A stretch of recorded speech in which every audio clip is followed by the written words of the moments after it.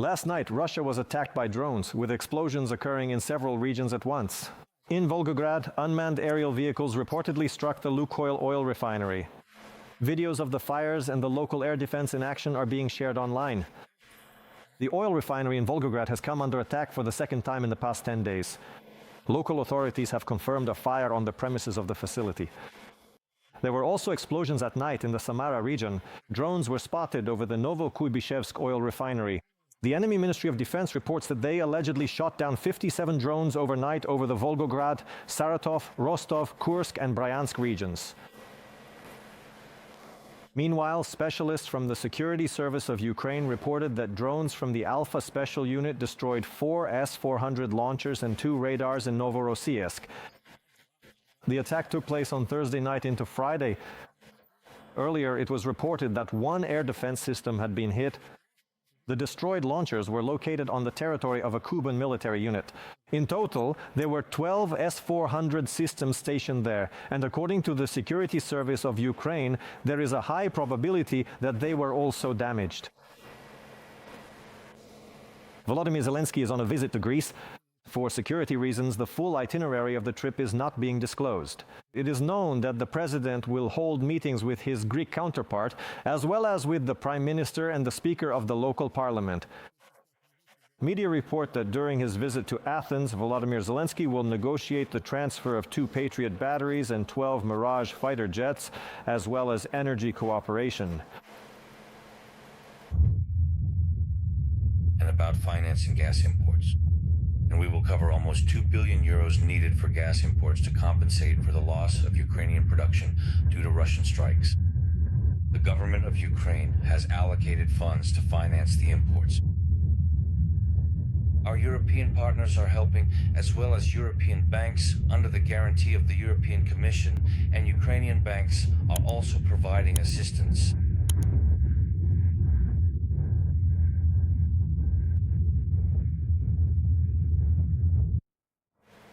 The visit of the Ukrainian president to France is already scheduled for tomorrow. The meeting with Emmanuel Macron was announced by the Élysée Palace. And on Tuesday, Volodymyr Zelensky is scheduled to visit Spain. This was reported by the country's Congress. France will increase pressure on Russia after the latest massive attack on Kyiv. This was reported by the French Ministry of Foreign Affairs. The ministry sharply condemned the strike, which resulted in deaths and injuries. The shelling of Kyiv was described by the country's foreign ministry as a further escalation and a clear sign that Russia is not ready for peace. Paris expressed full solidarity with the citizens of Ukraine and also extended condolences to the staff of the Azerbaijani embassy, which was also affected. During the attack, is loud in Russia. Oil refineries and military facilities are on fire. In recent days, Ukrainian defense forces have struck several strategic targets at once, from ship bases in Novorossiysk to oil refineries in the Saratov and Ryazan regions. Fuel depots in Engels and military equipment warehouses in the temporarily occupied territories also went up in flames. Details in the report by Daniel Dayomin. On the night of November 14th, Ukrainian Neptune missiles and strike drones hit the Novorossiysk ship base in the Krasnodar region.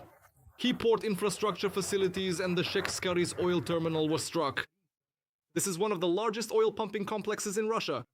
An S-400 air defense missile system launcher, a missile storage facility, part of the port infrastructure and support facilities were damaged. Detonation and fire were recorded. The extent of the damage is being clarified. In the fall, analysts confirmed that the territory of the military unit was hit. An anti-aircraft missile regiment of the Air Defense Division is based there. In addition, the occupiers also deployed S-300 and S-400 systems, as well as Panzer. The local authorities, who initially kept quiet about the strike, later declared a state of emergency. Transneft halted the pumping of oil to Novorossiysk. The port temporarily suspended exports amounting to up to 2.2 million barrels per day. This is about 2% of the world's supply. Drones struck the Saratov oil refinery, one of the main facilities supplying fuel to Russian troops. After the explosions, a massive fire broke out at the facility. Explosions followed by fires were recorded on the premises. The facility is involved in supplying the Russian occupation army. Another strike in the same region. It targeted the fuel storage infrastructure of the crystal plant in the Engels area. Explosions rang out and a fire broke out. Plumes of smoke and flames could be seen from every corner of the city. On November 15th, drones attacked the Ryazan oil refinery. It produces about 840,000 tons of aviation fuel annually, including for the Russian aerospace forces. The explosions and fires were so powerful that local residents eagerly filmed the aftermath of the strikes. According to updated reports on the refinery strike, the Ryazan facility was damaged at the Iloyu AVT 4 and 6 oil processing units, a petroleum storage tank, and a pipeline trestle. Ukrainian drones also struck the Nibo-U radar station in temporarily occupied Crimea. A military train near Tokmak was also destroyed, and enemy personnel near Vovchansk were not spared either.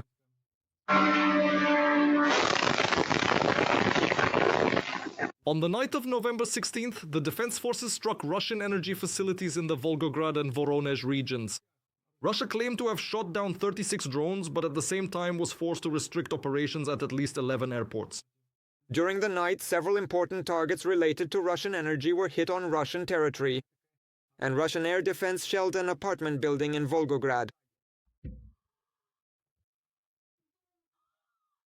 The Novokuybishevsk oil refinery, one of the largest in Russia, was also on fire. It processes nearly 9 million tons of raw materials every year. This refinery is among the main producers of jet fuel for military aviation.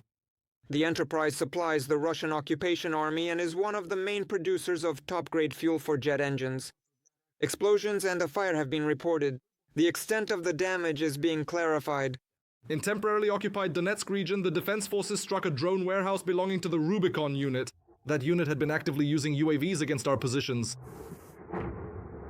Ukrainian defense forces are systematically and purposefully striking oil refineries, logistics, fuel depots, and air defense systems. These are precisely the elements that keep the Russian war effort afloat. The losses over just the past 2 days are estimated at billions of dollars, from lost fuel and equipment to the suspension of oil exports through Novorossiysk. Danil Deyomin details Inter-TV channel Marathon United News.